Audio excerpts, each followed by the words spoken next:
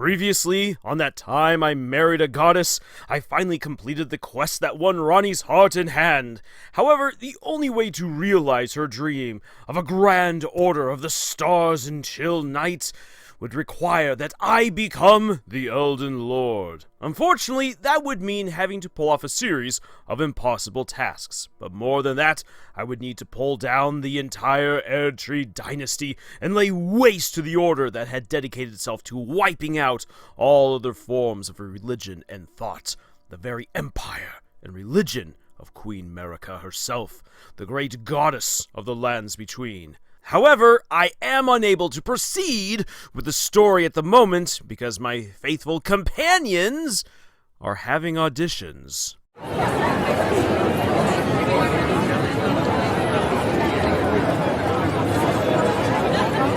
So what makes you qualified to discuss an isekai adventure and all related tropes as they pertain to a parody about Elden Ring? Well, you mean besides getting isekai'd?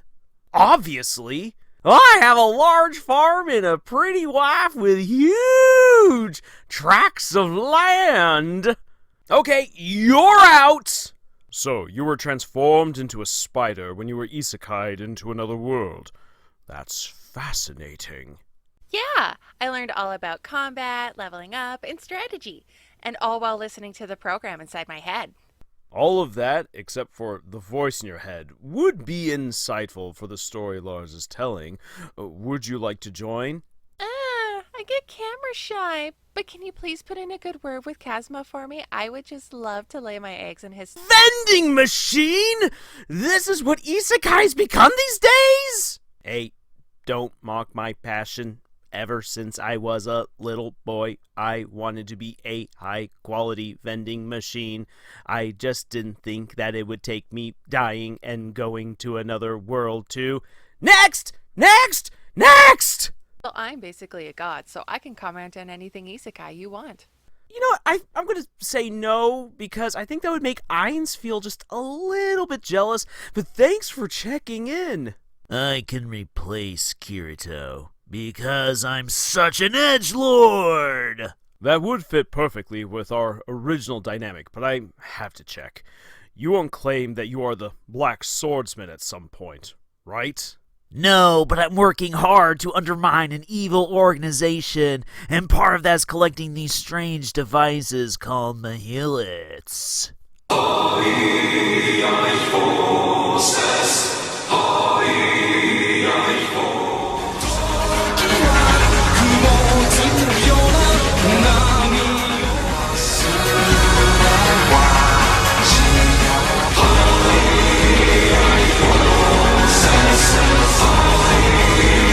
I guess that's one way of turning him down.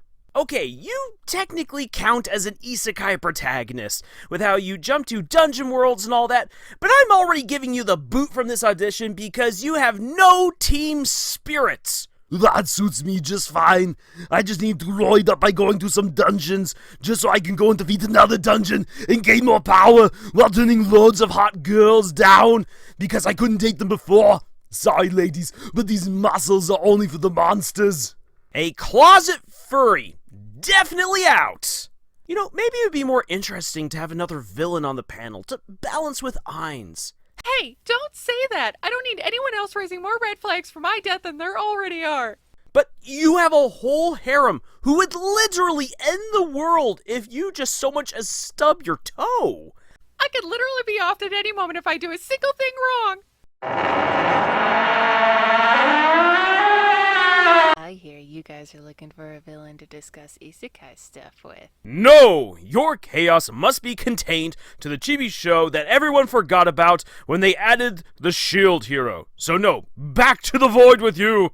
Speaking of forgetting about people, anyone know who this chick is? Oh, excuse me, I'm Hitome. I'm from one of the original isekai anime of the early 90s. Ah, that explains your appearance. Yes. Hey, let's be a little kinder to the girl with the nose, when the rest of us don't really have one.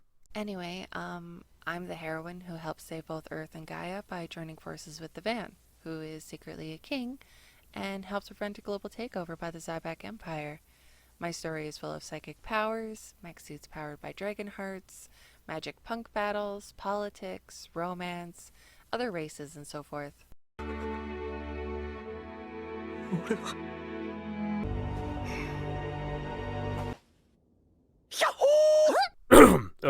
Miss Hitomi, would it be possible to entice you to join our Isekai Roundtable as we provide commentary of Lars's ridiculous story of getting isekai'd into the game Elden Ring and how he married a goddess?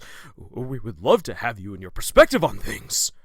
Sorry, I have to decline. Your new isekai stories involve so much about games, harem tropes, and overpowered characters that I don't feel like I would fit into your discussions, and therefore I wouldn't have much to contribute. Please excuse me. Is that really what the isekai genre has lost?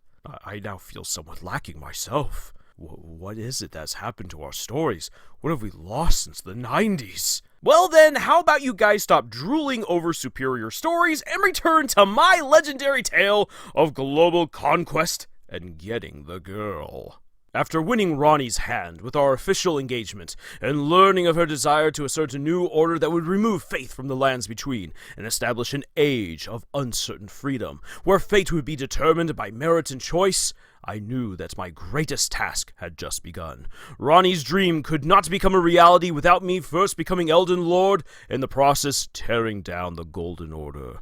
The Golden Order, the standard and religion of the Erdtree Dynasty. It was the core cause for so much suffering across the world. Constant wars, conquest, the divestiture of grace from the followers of Godfrey the Golden, transforming them into the tarnished. Not to mention the abuse of those who were born as Omen, or the persecution of those who live in death like Fia, the slaughter and genocide of entire civilizations that refused to bend the knee to the might of America and her royal family. Ranni was part of this royal line of gods and demigods, all of whom would stand against her and threaten her order if given the chance. This meant that resting on the murders of Godwyn and of Radahn, Rykard, was not enough. I also needed to end the lives of Melania, Mikola, Moog, and Morgoth. And what's with all these M names? Anyway, I first made my way to the capital of Lindell. If I could create chaos by bringing down the heart of the dynasty's power and enter the Erdtree first, this would bring about the kingdom's downfall way faster than trying to dismantle it piecemeal, as I had been doing up until this point. So, I struck out across the Altus Plateau and battled my way to the sealed gates. When I couldn't make it through there, I found a weakness via a back door. Once I broke my way through, I cut down all those who stood in my path until I made it to the royal palace in the shadow of a petrified dragon. Truth be told, I was a little saddened about my desecration of the city. The rich history here, the stories of wars past, the friendships forged between dragons and the demigods under Godwyn the Golden, the dark secrets hidden within the sewers that could be brought to light and to justice, and the vast wealth of knowledge that would be lost by my deeds. But it still needed to be done. I finally made my way to America's old bedchambers, still in use, but not for the epic baby making they had once been employed in.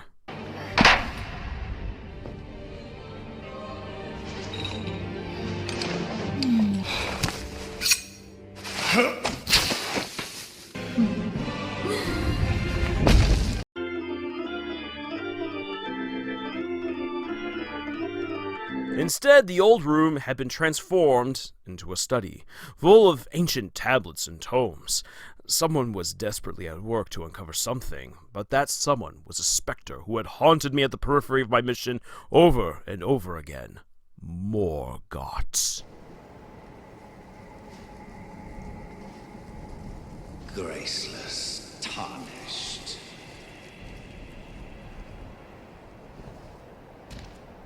What is thy business with these thrones?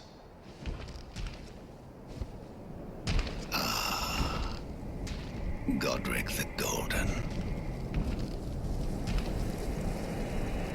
The twin prodigies, Mikola and Melania.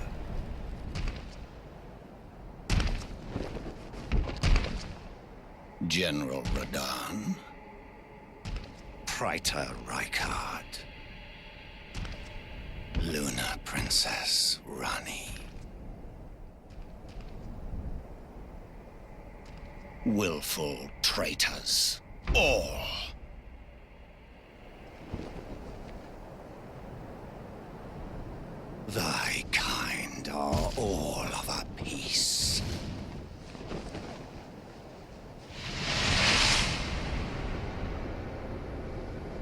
pillagers, emboldened by the flame of ambition.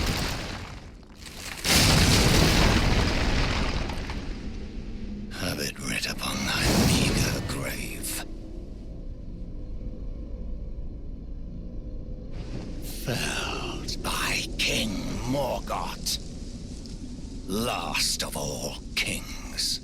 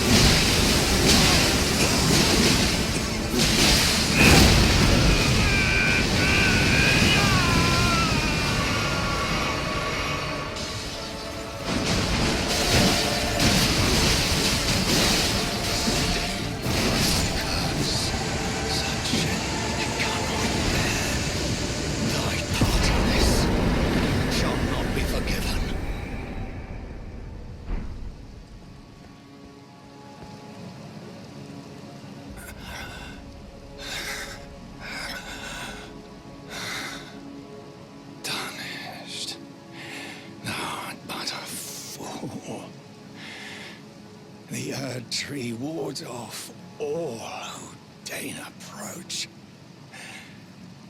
We are all forsaken.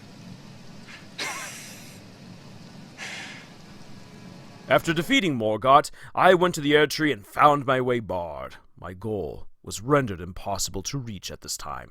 I needed more information, but now there was a power vacuum in the lands between, and I had no chance of capitalizing on it without entering the Erdtree. The moment that any of the remaining demigods learned that Morgoth was dead and Limdale ripe for the taking would prompt an invasion, and I would lose easy access to the Erdtree. So, I followed the whispered rumors of Mikla the Kind.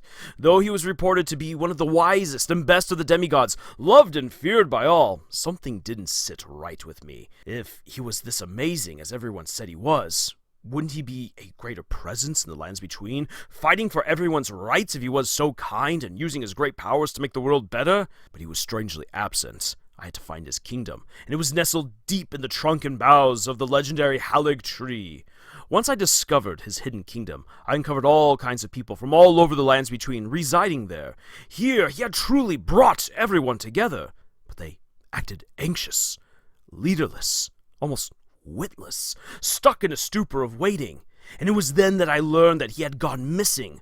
Digging for more clues, a possible way to bring down the Erdtree or find the missing demigod, I uncovered something even worse at the root of the tree.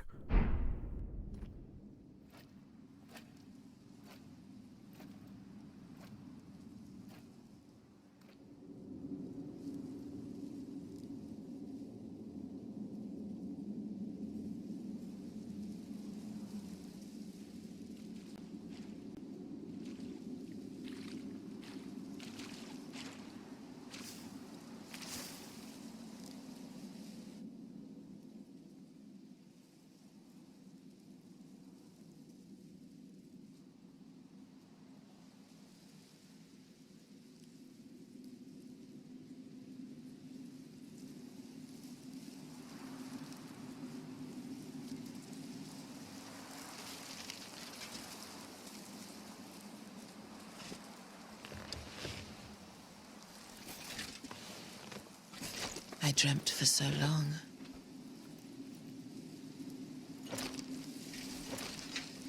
My flesh was dull gold, and my blood rotted. Corpse after corpse left in my wake. As I awaited his return.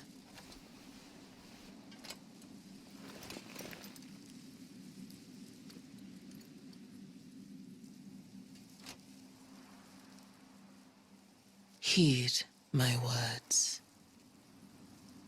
I am Melania, Blade of Mikola.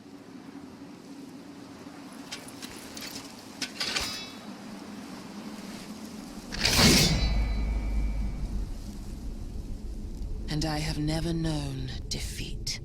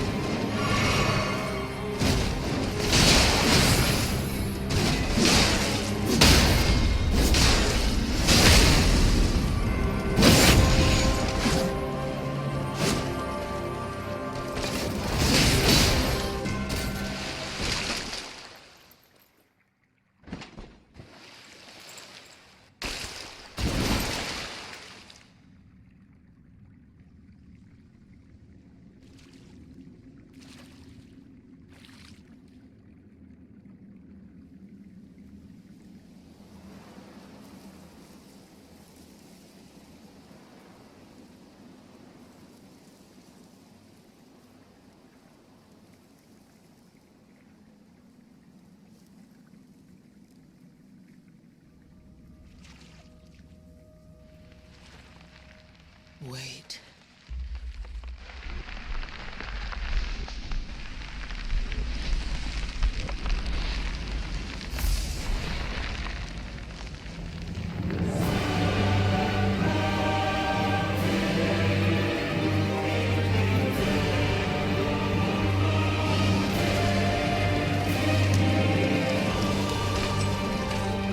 The scarlet bloom flowers once more.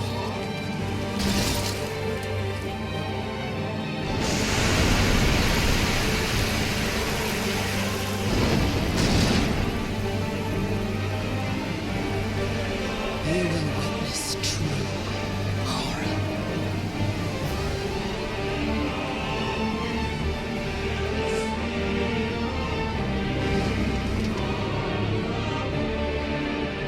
Now, rot.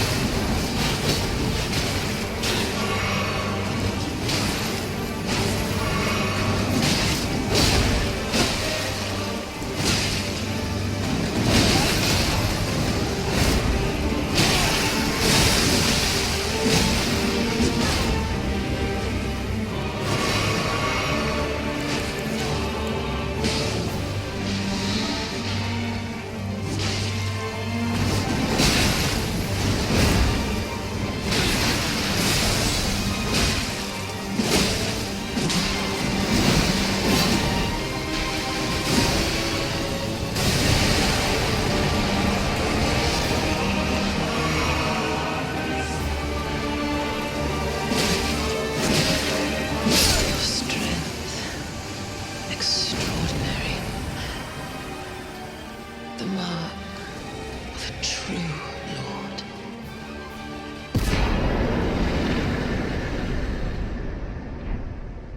Oh, dear Mikola. Oh, dearest Mikola. My brother. I'm sorry. I finally met my match.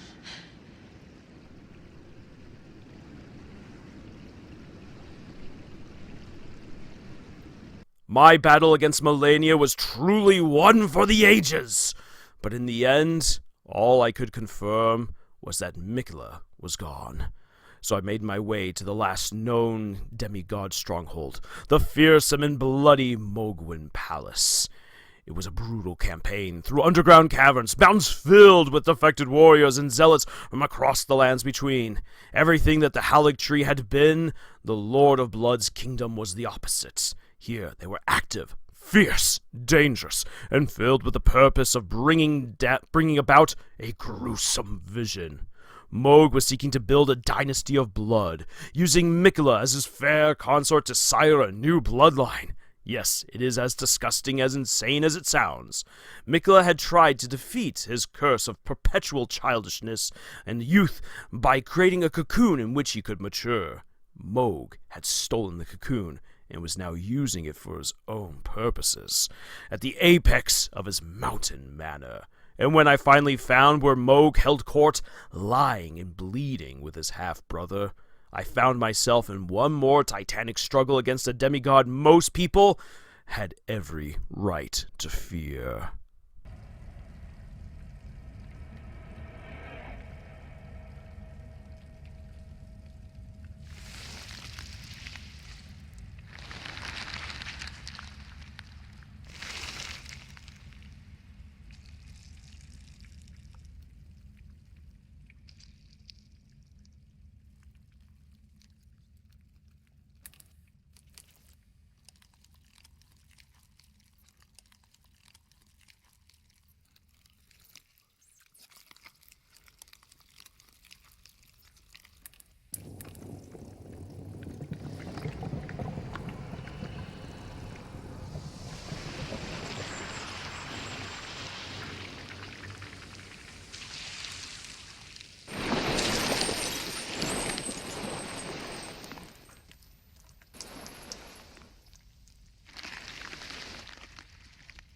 Dearest Miquella,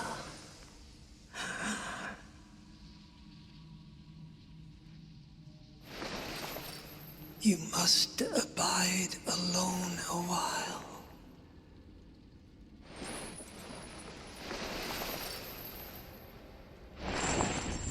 Welcome, honored guest, to the birthplace of our dynasty.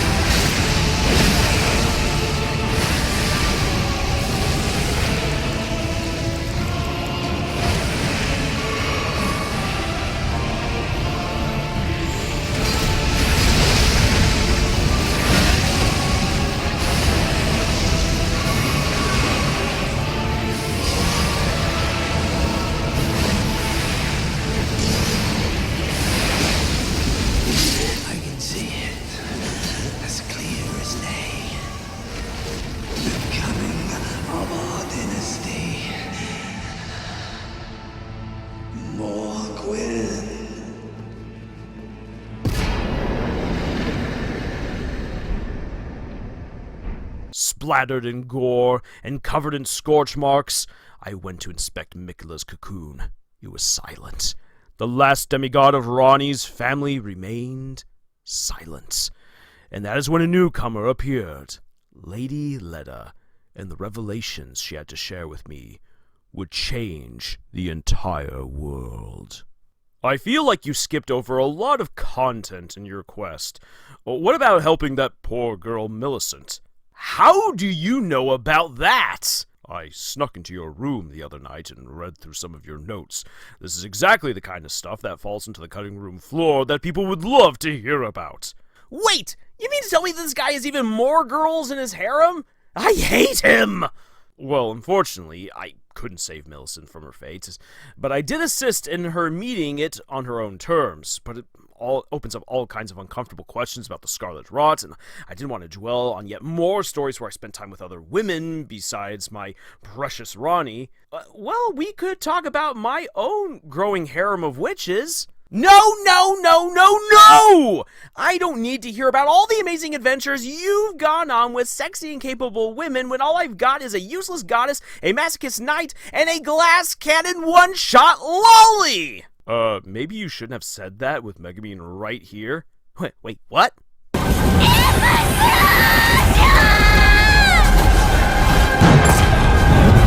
Hi there everyone, Lars here from KittyMaowz Harem. Not just a podcast for novice writers by novice writers, but also a YouTube channel by novice writers for novice writers. Because writing is an adventure, it's more fun with friends, and I hope that you've been enjoying these installments of The Time I Married a Goddess. Now then, I want to take a moment to talk about the wonders of portal fantasy.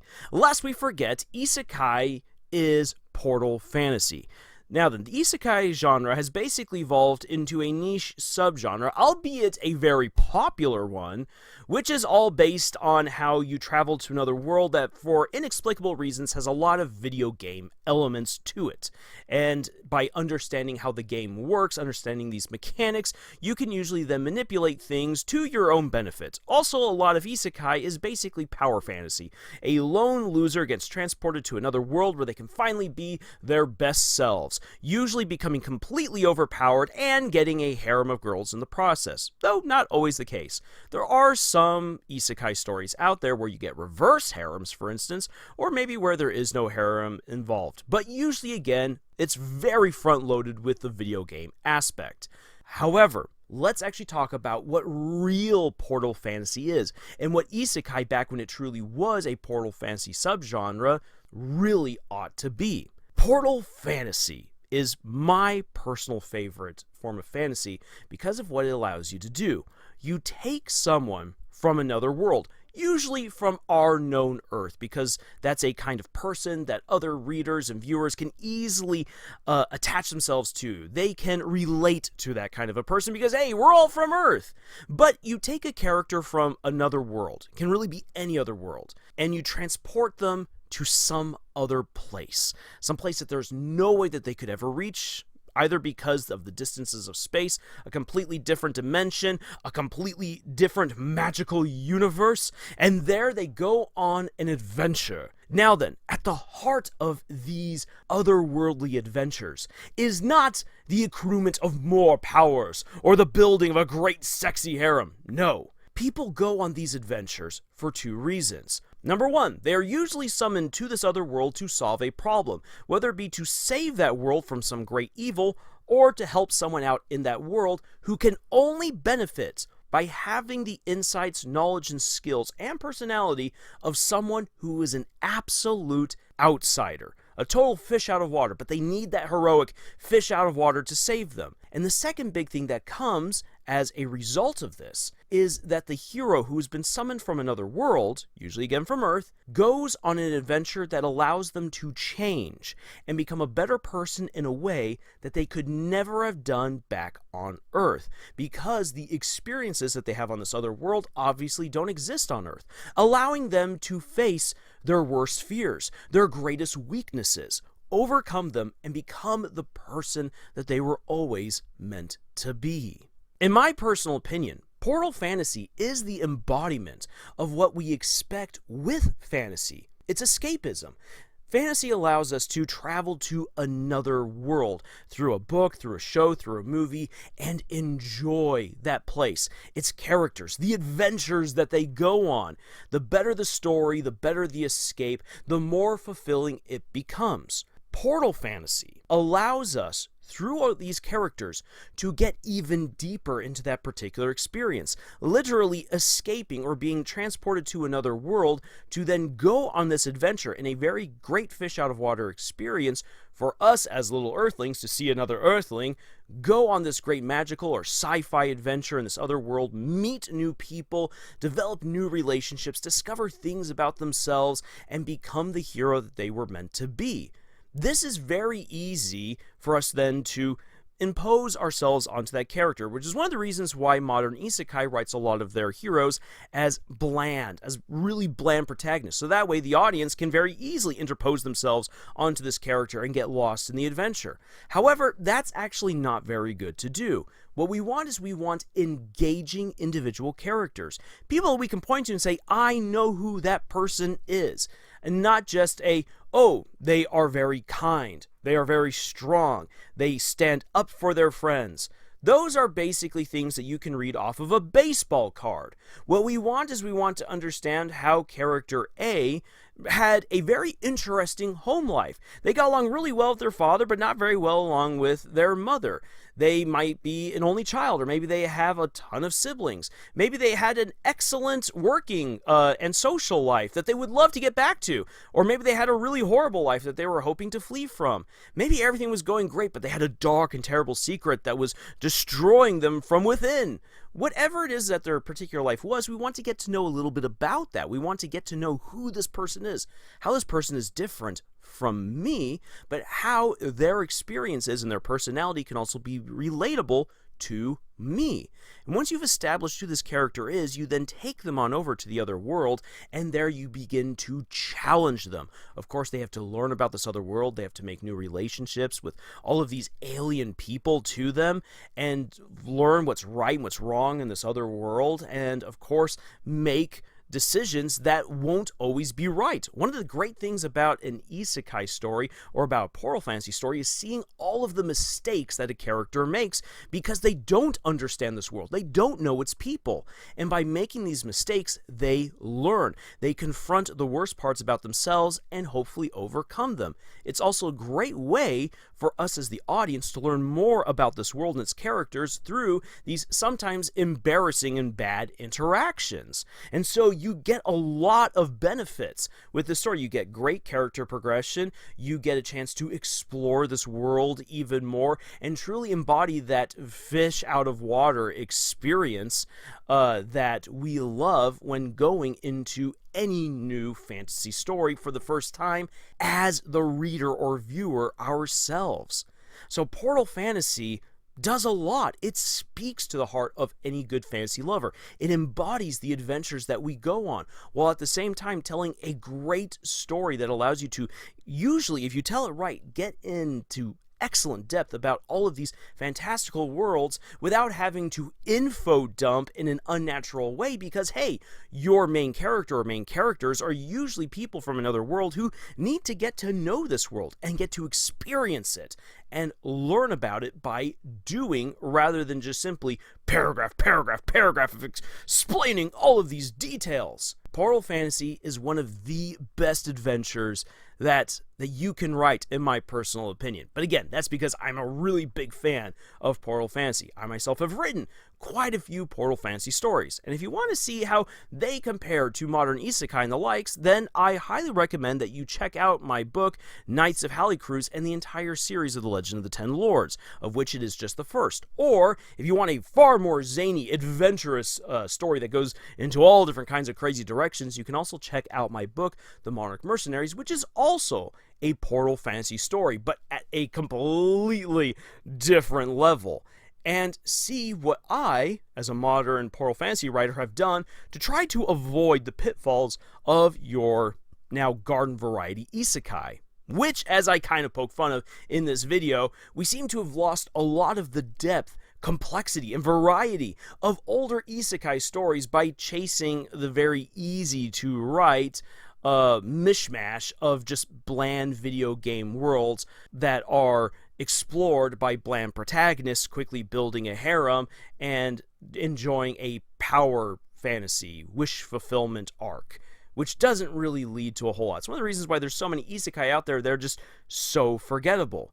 but excellent portal fantasy that explores characters, that really takes us in deep to who these people are, it allows us to explore the world and go on a unique adventure. Those are the ones that really stick with us, which is one of the reasons why ReZero is one of the most popular modern isekai, or Overlord, or if you want to go actually into true portal fantasy, you can talk about the Chronicles of Narnia, which will probably outlast all of these shows, because, yeah, it is an absolute classic, and that is portal fantasy.